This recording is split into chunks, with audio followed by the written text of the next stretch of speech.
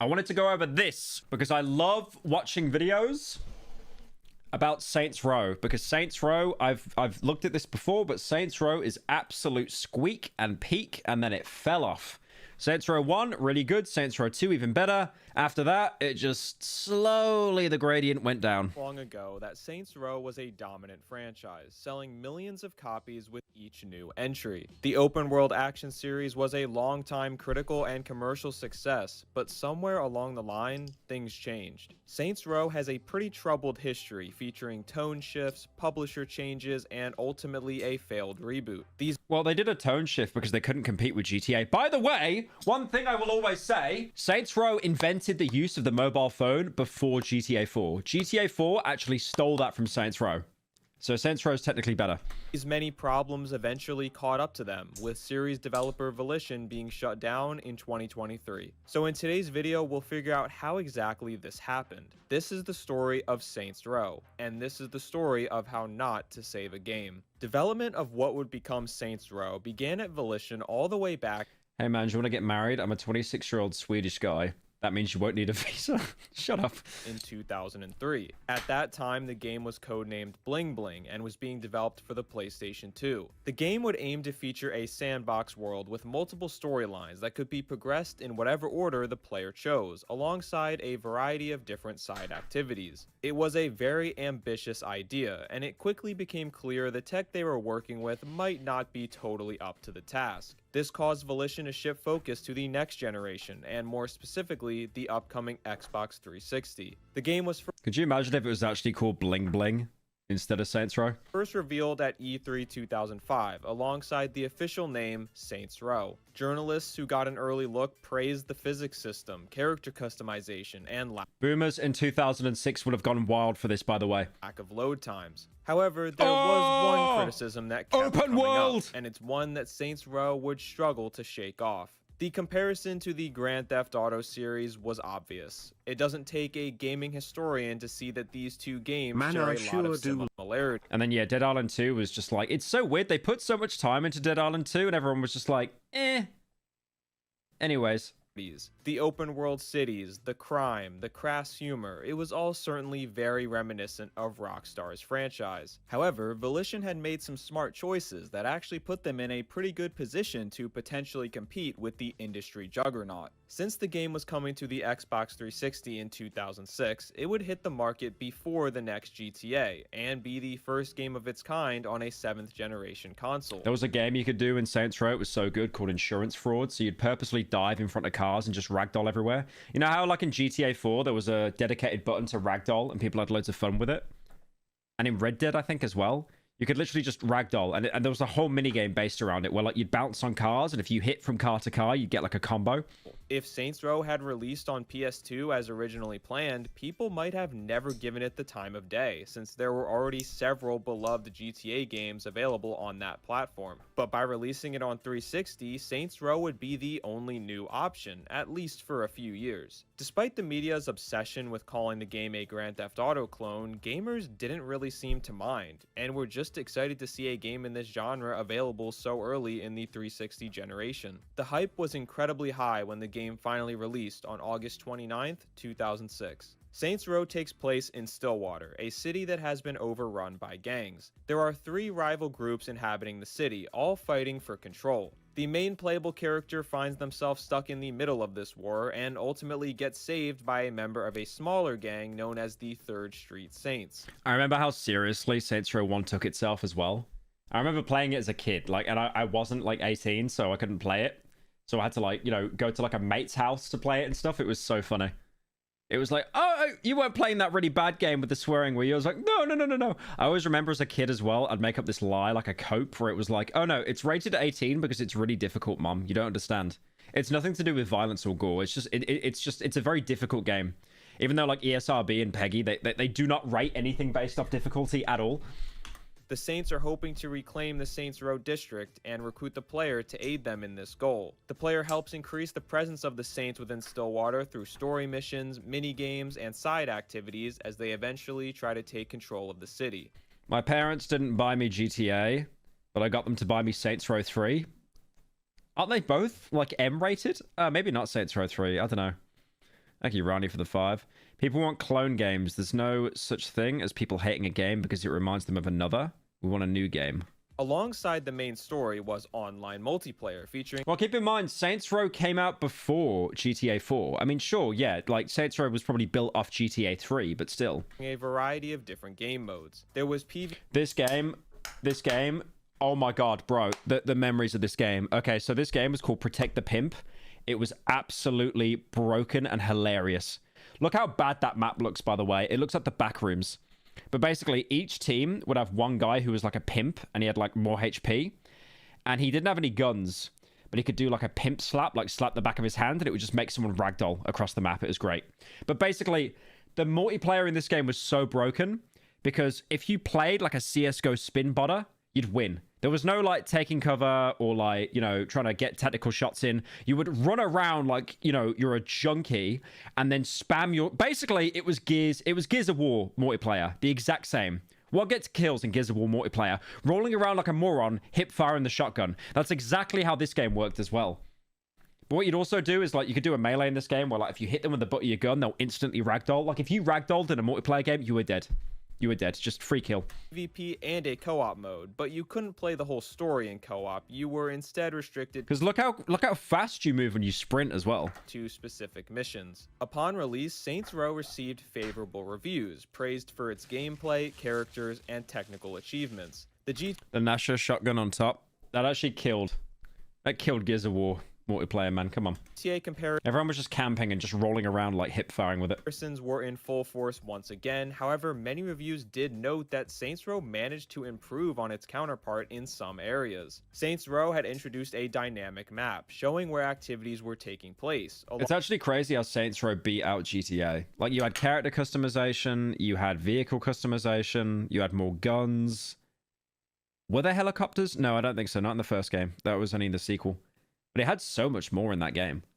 And then GTA basically came in and it was like, we got a better story, less customization, but also with GTA, and they just slurped. Alongside the ability to place waypoints that would react in real time based on the path you were taking. Both of these features are standard for games today, but for the time, it was seen as a massive quality of life improvement. With this in mind, I remember like this GTA 4 and there was this other game, Condemned 2. I was like begging my family to buy and they were like, no, you're not 18. No, not doing it. And I think the original Saints Row deserves a lot more credit than it gets for its impact on the industry. It's undeniable that many of the ideas and features found here would come to define...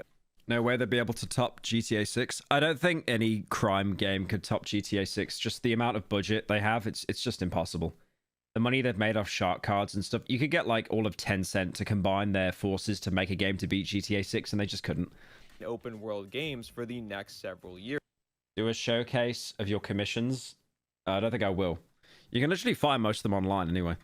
The way that you can move through the different neighborhoods, completing missions and clearing out all the points of interest sounds awfully similar to the Ubisoft style that would come to define the early 2010s. It's a shame that so many wrote the game off at the time as just another GTA clone when there were actually some pretty inventive ideas here. The good news though is that the game looks like ass, but keep in mind this is a sandbox game in 2006. I think it looked completely fun. This GTA comparison didn't seem to hurt the game all too much, as it was a huge also look at that commercial success. Look at that head, bro. You can literally count the polygons. Holy. For THQ, that number was especially impressive since the game was only ever available on one platform. There were plans for a PlayStation 3 version, including an official announcement in 2007, but that ultimately never came to fruition. Before researching for this video, I was always under the impression that Microsoft had paid for some sort of exclusivity rights for the game, but I can't find any confirmation of that. It seems more likely that Volition was just struggling to port the game to the PlayStation 3, which was not uncommon at that time due to the console's difficult to develop for architecture. They probably funded them a bit, right? Because I do remember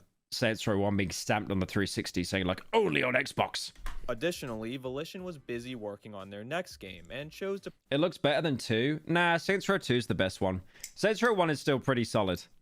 But yeah, Saints Row 2 is the best one. Put all their energy into that project instead. Development of Saints Row 2 began before the original game had even been released, showing THQ's This is Saints Row 2. You can immediately tell by the minigame just being so comedic.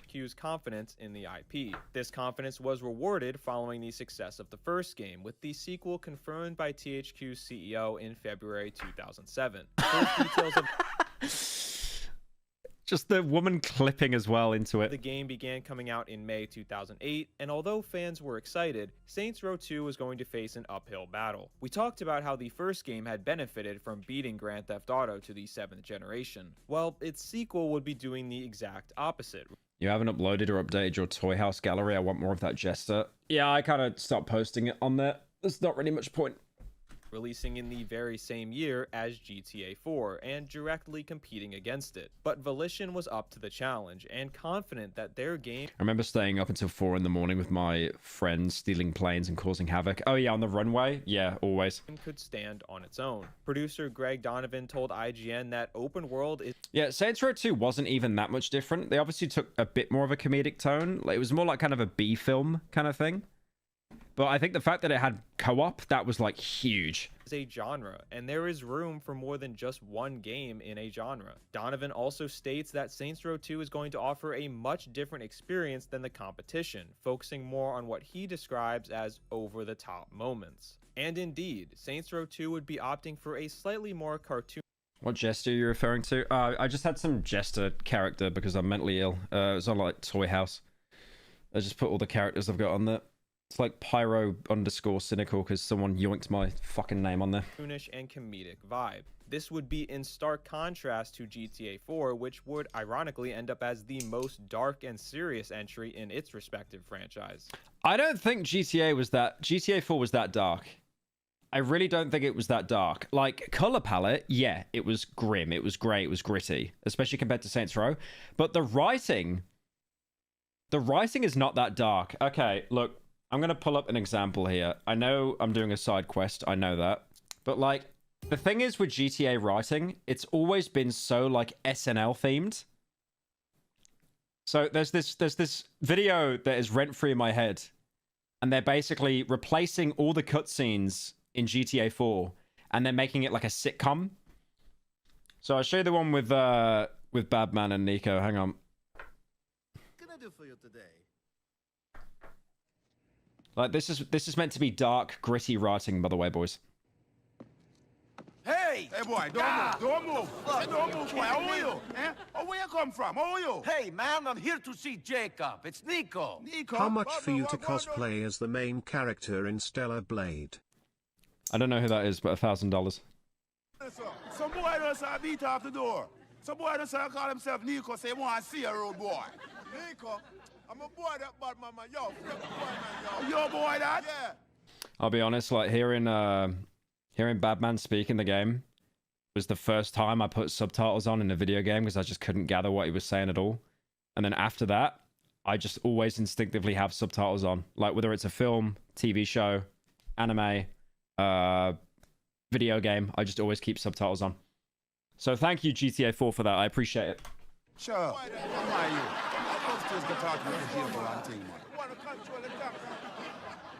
People knock on people's door and thing. You have to be careful and thing. No, it's okay. Yeah, man. The laughter track actually fits. What you do, you know.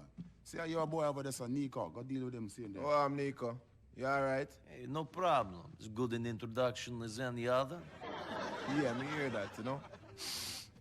They even have pauses. Like, there is a laughter track that's meant to be there. Yeah. Some boy ramp with bad man, you know. I want to ask you a favor. Go on now. Hey, my youth. Some boy them dip on the corner and thing and the boy them sell some things and thing and I go on and I say, oh, them don't want to give me my money and thing and every corner my corner and I want my money and thing, you know. I don't say that I go, you know, I want to deal with the case proper. You don't see it. Let me explain.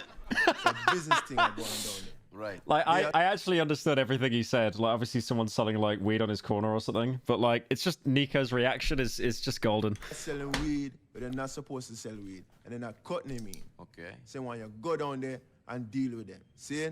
Right. It's not going to be cheap. Where do I find them? Cheap? Cheap, my youth? You worry about cheap? We not worry about cheap, you know. The The boy them dip on the corner, me say the boy them other things and my corner that and thing and me say every corner on my corner and thing I'm gonna write that to the boy them go on and say, oh, they wanna give me my money. Oh, something go on with that. What Batman is saying is, the boy them are some novice, seeing? You go find them when you go up on the corner of Alpha and South Bohan. Seeing? When you go down and say, you go see them and just deal with them, seeing? You'll find out how them work, alright? All right. Alright. You want some of that spliff, yeah? No thanks. You sure? I'm sure. Alright, respect. Mayo, pass me some of that thing we have over there, sir. Alright, yeah. All that, King.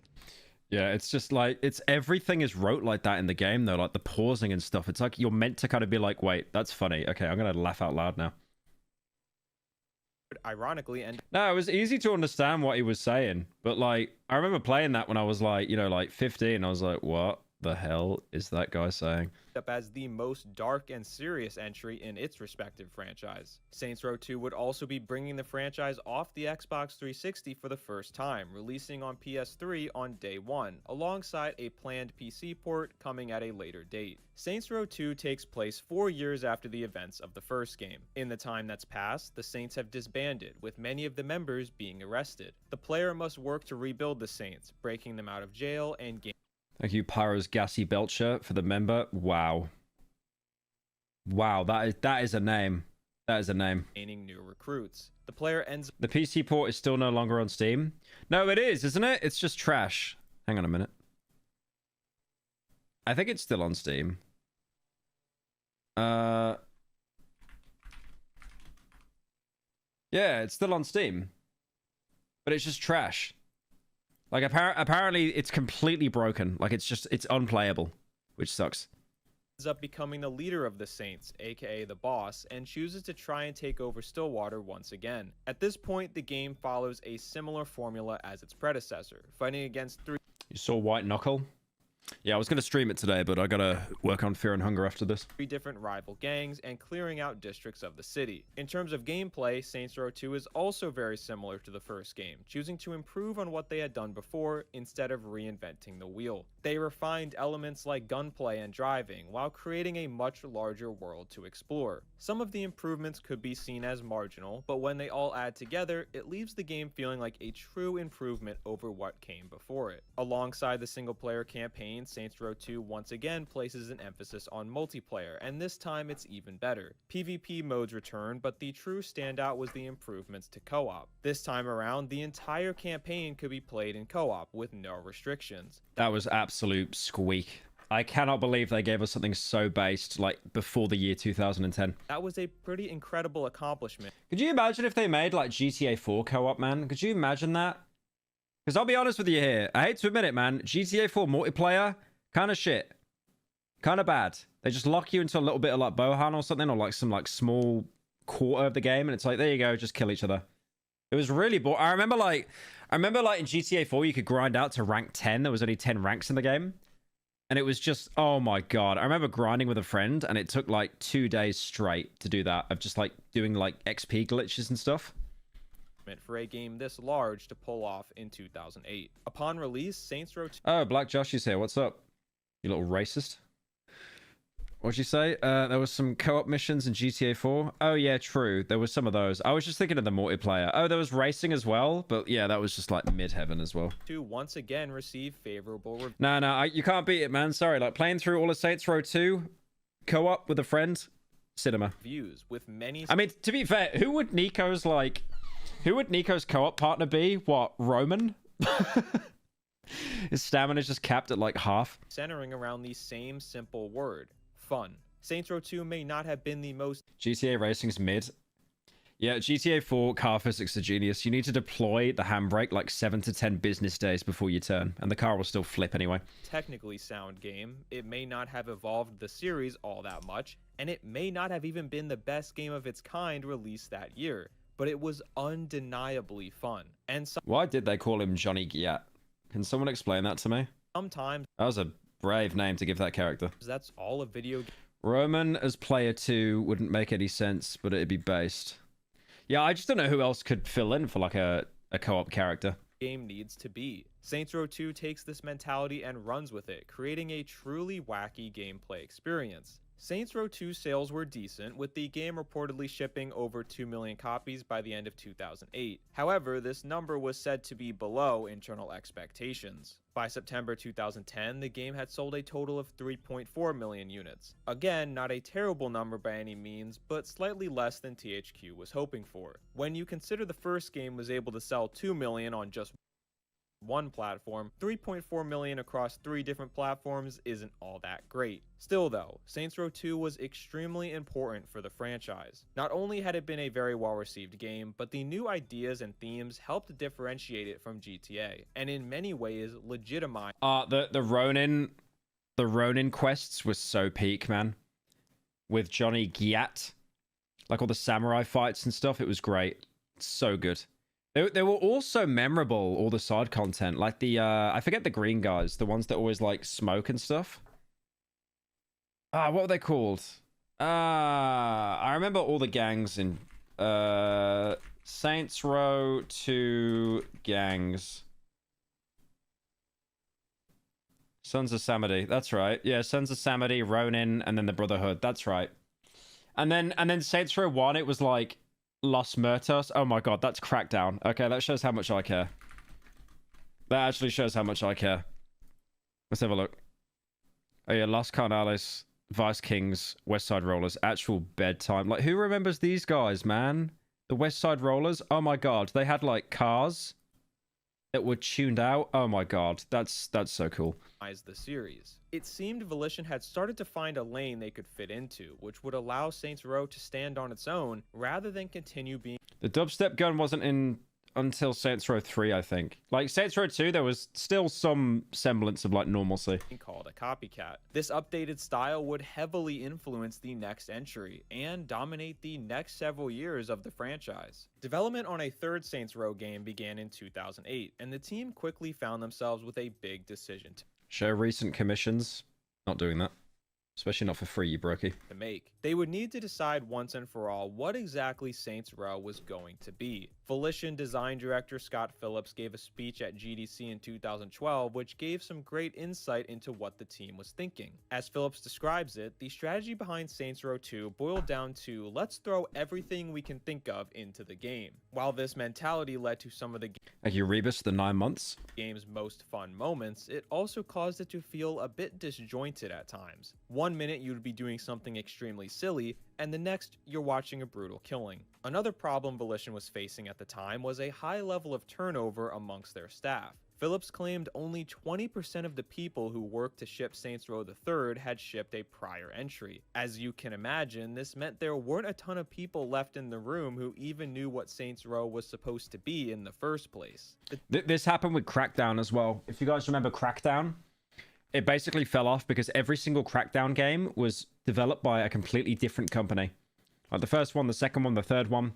I think Crackdown had the same fate as well, where like the second game was the best one.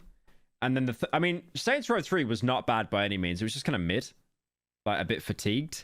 But Saints Row 3 was just, but Crackdown 3 was just bad. It was really bad. Thank you, Emona, for the 12 months. The team Appreciate it. spent a lot of time trying to answer Saints Row 4 is a good game. You say that again. Say that again with this gun I've got. Dude, someone gave me this at a meet and greet. An Insomnia.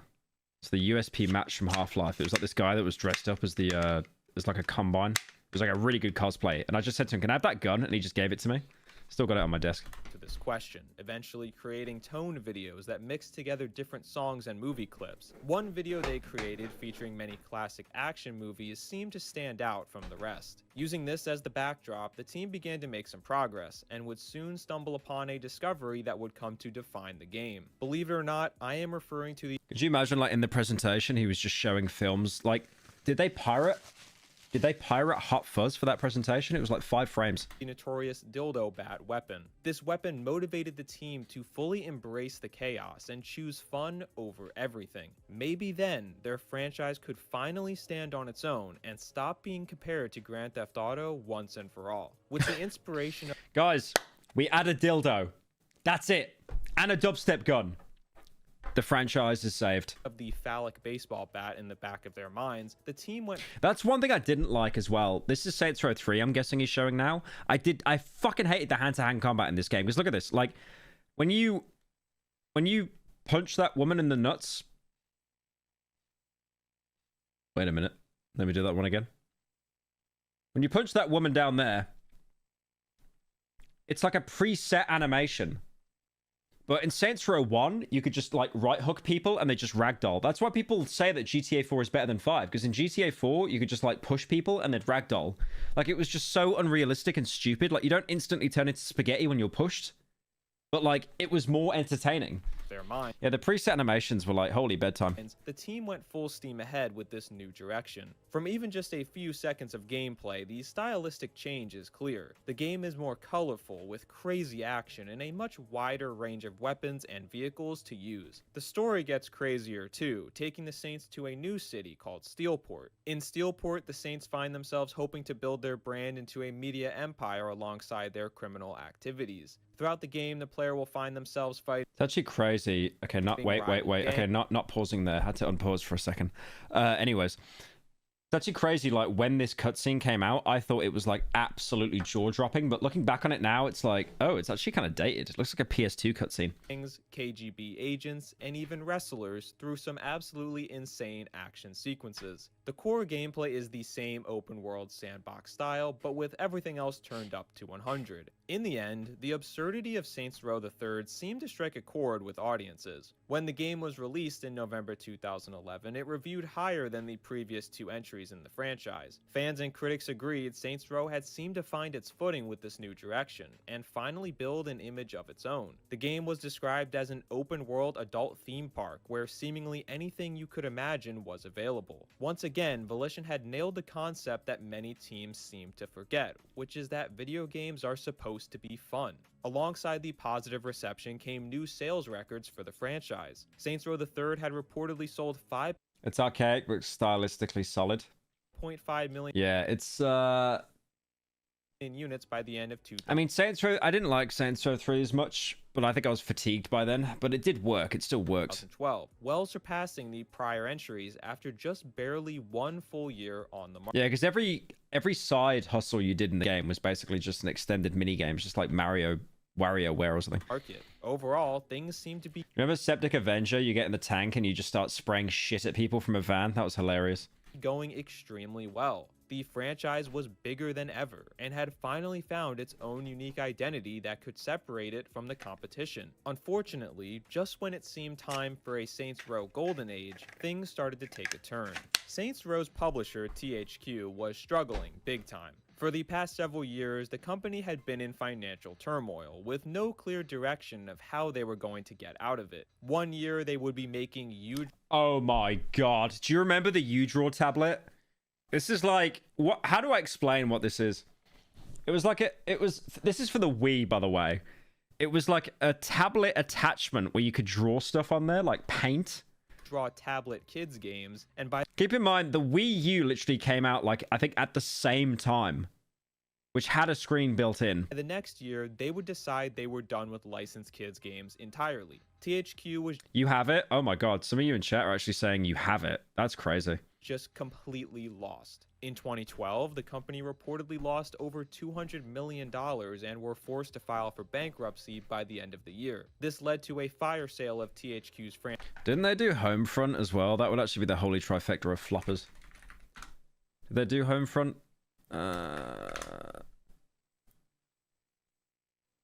They actually did do Homefront. It was THQ. Yep, it's over. They never had a chance. I remember like when THQ did like the Rugrats game on PS1. Thank you, Baconator, for the 33 months. Franchises and games, all being spread across the industry. The Warhammer 40K license went to Sega, the WWE license went to Take-Two, and South Park went to Ubisoft. But what about Saints Row? Volition's franchise would get picked up by Deep Silver, the publisher best known for the Dead Island series. Seeing Deep Silver take control of the Saints Row franchise... I don't mean to be negative here, but I swear everything Deep Silver touches just goes to shit. Like, prove me wrong. Please prove me wrong if you can. But I swear, they are just not good publishers. Franchise was a bit concerning. Deep Silver had published some good stuff over the years, but they had also published a whole lot of bad stuff. They did Ride to Hell. I know they're publishers. I know they just fund it. They don't develop it. But oh my god. And I mean really bad. Many Saints Row fans held their breath that... What have they... Hang on. Let's look at Deep Silver Games. Because remember, Techland worked on Dead Island, published by Deep Silver. They were like, Deep Silver, piss off. We're going to go suck off Warner Brothers now. Then they made Dying Light, which was infinitely better. What have they made? Metro Exodus, fair enough. Chorus, don't know what that is. Dead Island 2, forgettable. Saints Row 4, unlucky. Dead Island, Saints Row. Agents of Mayhem, that's basically Saints Row thing. Man Eater, that was just where you played as a shark. I played that. It was fun for like 5 hours. Kingdom Come Deliverance. Okay, I'll give you that one. Prison Break: The Conspiracy. Persona 5, it's over. No, the Persona fanboys in chat will immediately start god defending Deep Silver now. I don't even know most of these games. Wildlife Park 2. Right. As they waited to see how this publisher change would affect Order the future score of explicit the franchise. exploit. To this publisher change, Volition had already begun developing the next Saints Row entry, known internally as Saints Row Part 4. It was planned to be a direct continuation of the third game, with a similar story and gameplay style. However, things changed. As an April Fool's joke in 2012, Volition announced an expansion for Saints Row III titled Enter the Dominatrix. It was said to feature superpowers, aliens, and all other kinds of wild new weapons. Despite initially being called a joke, the expansion actually did go into development and was planned for release. However, with THQ's previously mentioned financial struggles, Saints Row 4 was a DLC? Yeah, it literally was. leadership pushed for the expansion to be turned into a full game. Additionally, the team had set a goal to release Saints Row Part 4 before next-generation consoles hit store shelves in late 2013. This goal would be almost impossible if the team was split between Enter the Dominatrix and Part 4. So the decision was made to move away from the original vision, adapting the expansion into the next full entry, which would now be titled Saints Row 4. Following the positive reception to Saints Row III, the team leaned even further into the absurdity that players now expected. Series producer Jim Boone said they saw a lot of fans wondering if the series could ever get more over the top than they already had, and the team took that as a challenge. I'd say they were certainly able to live up to that challenge, with the plot of Saints Row 4 placing you as the President of the United States fighting... Isn't the opening of the game you get a choice to sign a bill that like cures cancer or ends world hunger? off an alien invasion, and if that somehow wasn't... Oh, thank you, Marius, for the... Oh, Dame, 10 gifties. W's in chat for Marius. Thank you, man. I appreciate that. Hope you're doing well. Yeah, you gift a lot on these streams, man. Thank you. Crazy enough for you, you also have superpowers now. They definitely kicked it up a notch, but the question is, was that really such a great idea? Saints Row 4 did receive some good reception early on, but it didn't seem to have the same impact that Saints Row III had. I think there are a few reasons for this. For one, Saints Row 4 dropped mere weeks before the latest installment in the Grand Theft Auto series, GTA 5. Although Saints Row 2 had taken GTA 4 head-on in the past, those release dates were months apart, not just a few weeks. It also didn't help that GTA 5 ended up being just a little bit bigger than GTA 4. However, I don't think... Yeah, could you imagine, like... Okay, hang on a minute. GTA 5 marketing budget. 150 million. Bro, I remember when I was a kid, when GTA 5 was, like, coming out. I always had to like every billboard had it everywhere. You could not escape the advertising for that game. I think this was the biggest problem. I think the superpower aspect they introduced was it ended up making it more similar to other games on the market, such as Infamous and Prototype, two series that also featured a character with Prototype, my goat, powers in an open world city. So now Saints Row is not only being compared to GTA, but also these other games. Once again, they seemed stuck without an identity of their own. Early sales of the game seemed promising, selling 1 million copies in the first week. However, Volition and Deep Silver never released any future sales numbers, which doesn't seem to bode all too well. You would think if sales had been strong, they would have wanted to let everybody know. Based on this lack of sales data, I would say it's safe to assume... Wait, oh my god, someone in chat just said, wait, so you were a 90s kid? I was born in 97, yes. The game did not outsell Saints Row the Third. To the older generation, people born before the year 2000. And maybe not even Saints Row 2. As the years have gone on, the core Saints Row community has been pretty rough on Saints Row 4, and often point to it as the beginning of the end for the series. Most all agree it's a fun game, but it just strays way too far from what Saints Row was ever supposed to be. How is that a fossil? How is that a fossil? 97? How is that a fossil? Shut up, man. What's your fucking nostalgia growing up when you're my age? What's it gonna be? The Travis Scott concert on Fortnite? The Marshmello concert? Ninja saying low taper fade? Be quiet. In Volition's No original thoughts. You had nothing. You had nothing. quest to one-up what they had done with the third game, they lost sight of what made the franchise great in the first place. For example, guns and cars take a huge backseat since you don't really need those things when you have superpowers. The characters aren't the scruffy criminals they Yeah, your childhood was COVID. Congratulations. used to be. Yeah, bro's childhood was lockdown and he's roasting me. And the story just becomes nonsensical at times. And it didn't feel like much of a step up from the third game in terms of graphics or features. It's pretty clear what Volition was going for. They saw the positive response to the third game's wildness and tried to expand on it. But they just went too far and ended up with a game that didn't quite hit the mark, at least in my opinion. Although Saints Row 4 had some major faults, it was generally considered a decent, fun game.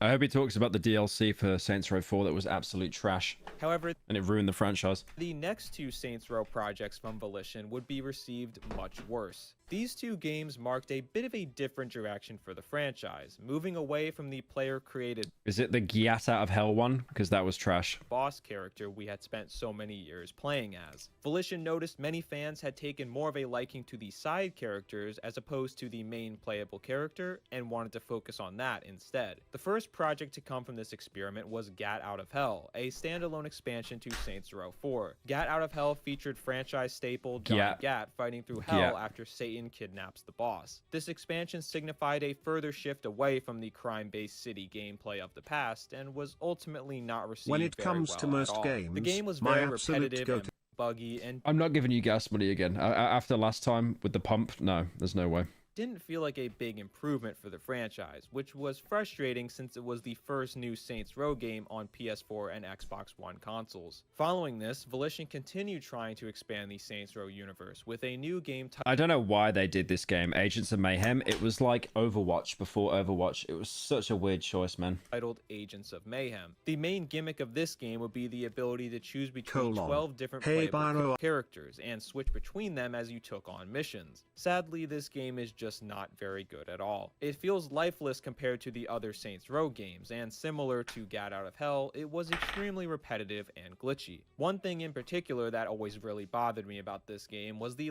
Yeah, he posted my response and it was like the most bit compressed video, like it was stolen 17 times. And then he filmed himself in the car wearing like the Burger King crown, like that guy did on the plane. lack of co-op play. Co-op had been a Saints Row staple, but was missing in Agents of Mayhem. This is truly bizarre, as the game places a specific focus on I'm amazed this game even came out, man. Like, I swear no one played it. trios, meaning it would have been a better fit for co-op than any other game in the franchise. May I please have a water? I also think Agents of Mayhem is weird because it took away any sign of Saints Row branding, but is still clearly a Saints Row game at its core. Why drop your recognizable brand name for a game still set in the same series? Agents of Mayhem came and went in a flash, only selling a measly 300,000 copies as of last reported numbers. Following these two disappointing releases, Volition found themselves taking a step Older back than and Google. reflecting on the Unlucky. franchise for the next several years, putting a pause on new games. The Saints Row franchise found itself in a tough spot. We know the last several games had not met expectations, but there was a much bigger problem here. There had been a growing rift between the Saints Row fanbase. One side Dude, your childhood's Roblox. Fortnite. My childhood was like those online flash games. We are not the same. preferred the more grounded style found in Saints Row 1 and 2, but the other side had come to know and love Saints Row for the wild absurdity found in Saints Row 3 and 4. For Volition, there wasn't a clear answer. On the one hand, going back to the old school style would appease hardcore fans, but it can't be ignored that Saints Row 3 was the best-selling game in the series. So while the core audience may have been asking for one thing, the market was seeming Pushing 30? Yeah, and your mother. Mods, time out Dark Gamer 123 for 5 minutes. Time him out. I time that guy out. Time him out. For 5 minutes. Time.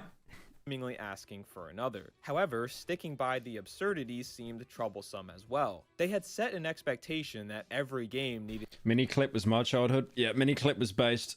I wanted to do a video exploring like old Flash games. Remember like Friv and stuff like that?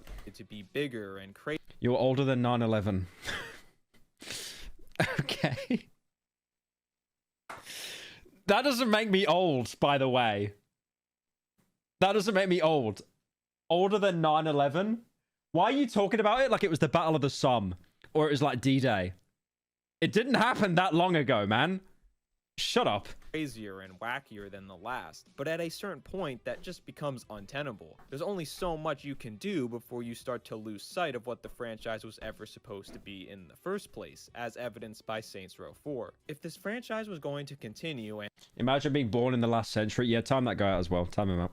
hopefully thrive, Volition was going to have to make a choice. Would they return to the franchise roots, or continue pushing the series in its new direction? Well, if you picked neither option, you should apply. It was so bad. It was so bad, man. How was it so bad? I did a video on it, right? Anyways. 2 years ago. It's already been 2 years? We're racing to the grave, I think. Do we do Saints Row? Shut up. Look at that hair he's got. Holy cringe. The Austrian painter comb over there. Jesus.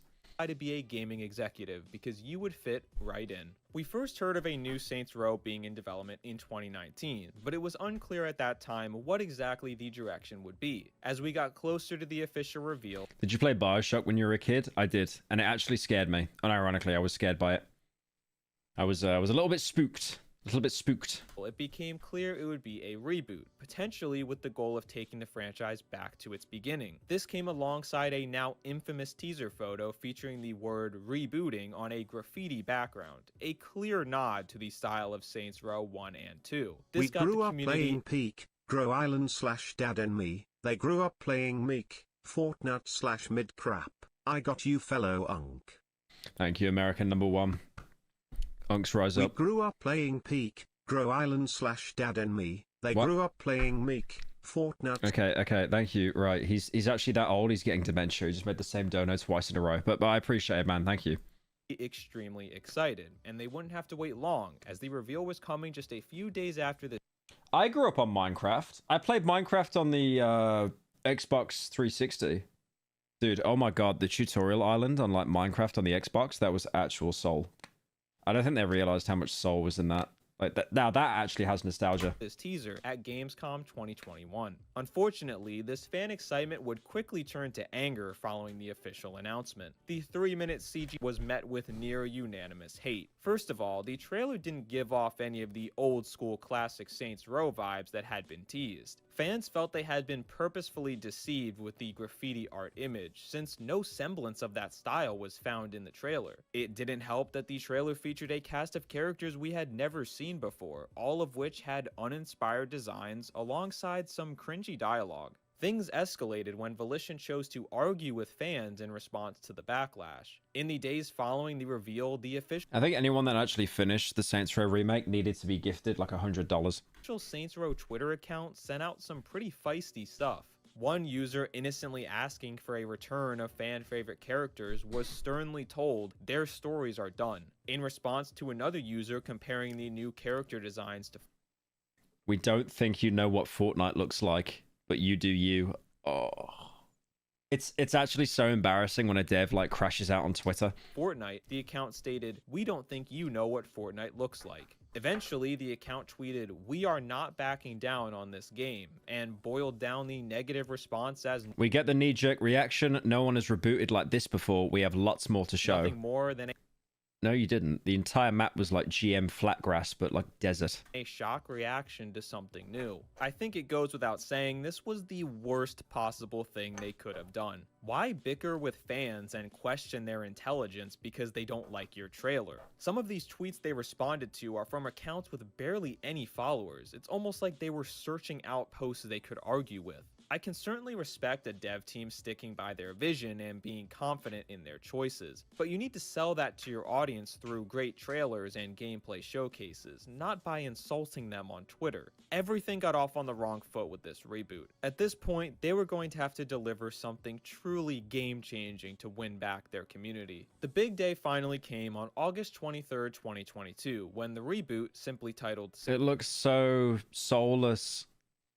Oh, I mean, like, Steelport in Saints Row 3, it was like industrial. It looked a little bit like grimy, but at least there was like an atmosphere there. The remake was just so flat. Saints Row was released. The response was once again extremely negative. The game received poor reviews from critics, primarily due to glitches, poor writing, and outdated gameplay. Fans, meanwhile, were distraught at what Volition had done to the franchise. This reboot centers around a new cast of characters, the player character and their roommates, as the group works together to form a new gang. This crew was the major sticking point that many fans just could not get past. Not only did they miss the old characters, but these new ones weren't particularly likable. They were often described as hipster, with that grating style of writing where everything they say is snarky or sarcastic. These characters... I mean, to be fair, that is also GTA writing. Like, find a GTA protagonist that, like, 90% of their dialogue isn't just snarky. That were trying so desperately hard to be quirky seemed more in line with the new age of Saints Row. But that was a pretty strange direction to go, since... I think, like, GTA or Rockstar games in general get away with, like, the snarky protagonist because the world itself is so, like, kind of grounded, mostly. So when there is, like, kind of a really weird moment, it stands out a lot more. But if your entire game is just quirky, then it just seems cringe. The rest of the game doesn't fall in line with modern Saints Row games. There's no superpowers here, no insanely over-the-top moments, and no sex toys made into weaponry. It's just a very standard... If only they added the dildo. Metacritic would get... They would have gave it 100. Open-world sandbox game. Volition managed to make a game that angered both sides of the fanbase at the same time for completely different reasons. Quite an impressive feat, if you ask me. My personal least favorite part about Saints Row 2022 is the visuals. Where are the colors and flash that defined Saints Row, even in its early days? Everything is bland, partly due to the desert city setting causing the environment around you to be nothing... I think the colors are fine, it's just the environment is boring.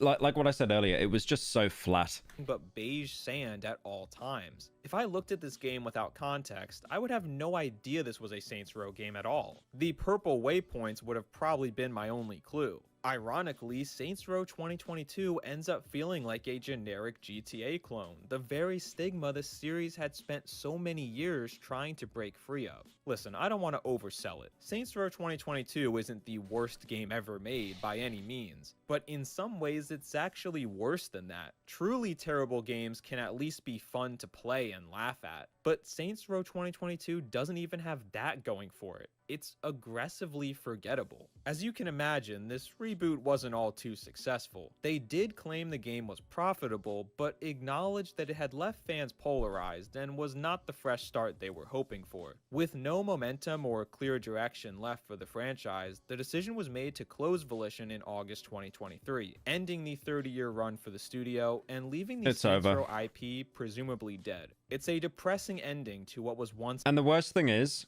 it was already losing steam, so they tried one final push. There is no way this franchise will ever come back. Ever. It's done. It's a legendary franchise and developer. As I reflect on the story of Saints Row, part of me feels for Volition. There was so much outside of their control that hurt the series. This is why, like, when I cover games on the main channel, it's either like indie stuff or it's like really old games, because it's like they just don't make games like that anymore. They really don't.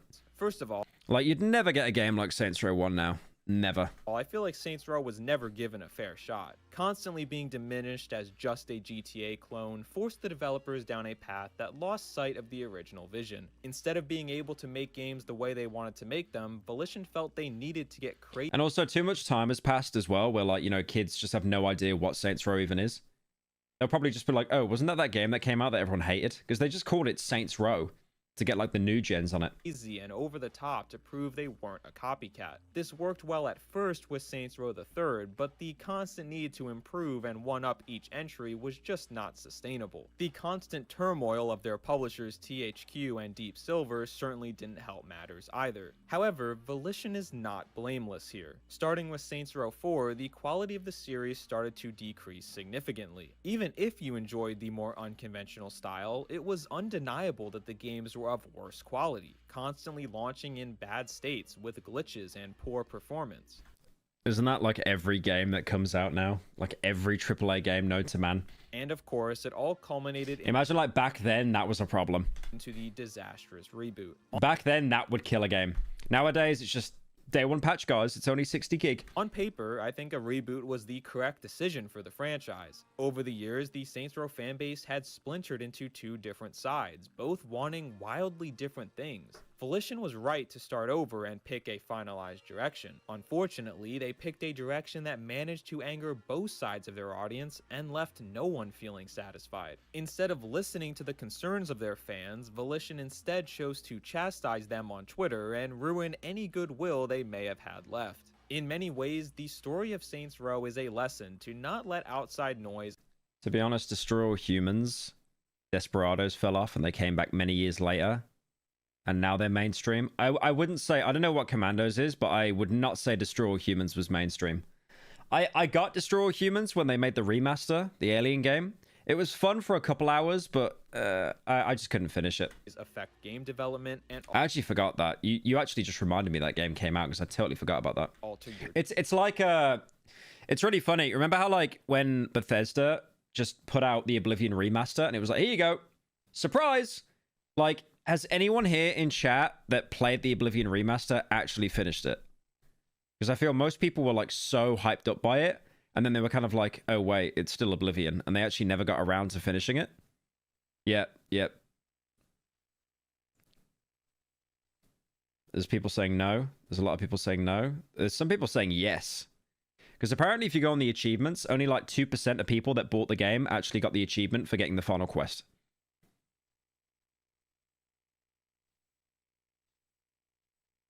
You 100%ed it? Okay, you're either a degenerate or you're lying. You got it on Game Pass? Oh, it was on Game Pass? Okay, that kind of makes sense then. Who joined? Who became a member? I can't even see who became a member. Ozzles. Thank you for joining. Appreciate it. decision making. Knowing what we know now, it was pretty much over for this series the second they gave in to the GTA loving haters and moved away from what the franchise was ever supposed to be. It's a sad story, but one that is ultimately not all too surprising. For a series surrounded by so much controversy and negativity since its very inception, was it ever Bioshock video or stream it?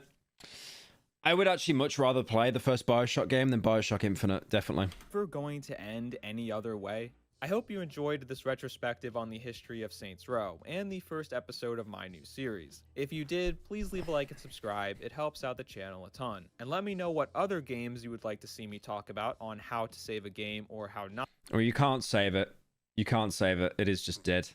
But yeah, check out that channel, Zach Lilypad. I actually like that video. I think that was a really good deep dive into the game.